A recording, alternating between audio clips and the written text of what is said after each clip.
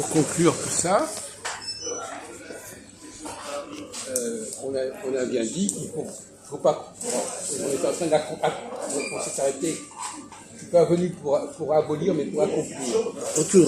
Alors, vous avez réfléchi à ce que ça voulait dire? Qu'est-ce qu'il s'agissait d'accomplir? Mais là aussi, vous répondez n'importe quoi. Il est prophétie, mais c'est énorme les prophéties. Vous pensez à quoi? Quelle prophétie en particulier? Pas les prophéties. La venue du Messie. Les lois. Je sais pas.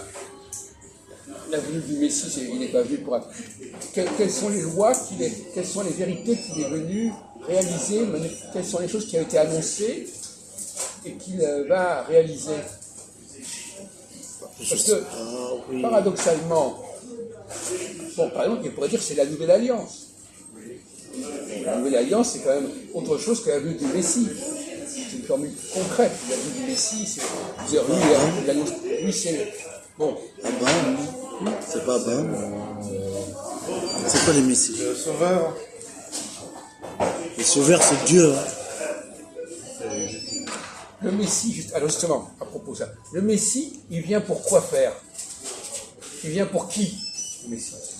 Pour Dieu. Les brebis égarées d'Israël, c'est ça? Pour Dieu. Qui sont les brebis égarées? Donc voilà, il est venu pour sauver les brebis égarées d'Israël. Alors, j'ai raison, t'as vu? Et qui sont les brebis égarées d'Israël? C'est quelle population? C'est l'humanité tout entière ou c'est simplement les voisins qui sont à côté? Non, c'est pour tout le monde. Mais qu'est-ce que vous racontez là? Ah, ok. Vous sortez ça d'où? On lui a dit quand il va dans le nord d'Israël, le nord de la Palestine, il dit je vais là-bas pour les brebis perdues d'Israël. Pourquoi? Parce que Israël c'est le nord de la Palestine. Oui. Et le sud c'est la Judée. Donc il est venu pour ces gens-là. Et c'est le Messie de ces gens-là. Et quel était son rôle à votre avis au Messie? Quel était son objectif au Messie? Vous venez de le dire. Oui.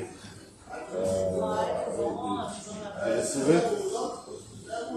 Non, mais pas de les sauver. Il est venu pour permettre à ces brebis perdues. Comment? Non, il est venu pour qu'ils se rachètent de leurs erreurs.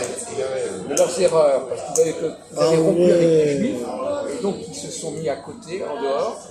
Et donc, le Messie, il est là pour les racheter. À la mort de Salomon, ils ont un comportement très pénible. Ils n'ont pas voulu, ils se sont coupés des Juifs. Mais il y avait deux Messies, non? Comment? Il y avait deux Messies. C'est autre chose encore. Ah ouais, d'accord. Mais, parce que notre ami, lui, il noie le poisson, qu'en réalité, il est venu accomplir uniquement cette question-là. Oh là là, tu noies le poisson avril. Seulement pour permettre aux gens du Nord d'être acceptés par les gens du Sud. C'est vrai ça. C'est-à-dire les Samaritains, les gens du lac de Tibériade. Voilà, il est venu pour eux. Je suis venu pour les brebis perdues d'Israël. Israël, c'est une toute petite région. Oui, c'est petit, ouais. Comment? C'est tout petit. Non, mais vous ne comprenez pas. Israël, c'est même pas l'État d'Israël. Israël, c'est le nord, c'est la Galilée. Voilà. Israël, c'est la Galilée. Donc, il est venu pour permettre aux gens de Galilée de ne plus être exclus du monde juif. Parce que quand il a dit, je vais parler à une Samaritaine, qu'est-ce qu'on lui répond? La Samaritaine a dit, toi qui es juif, tu ne dois pas me parler. Tu n'as pas le droit de me parler. Donc, les Samaritains qui étaient juste leurs voisins, les juifs n'avaient pas le droit de leur adresser la parole.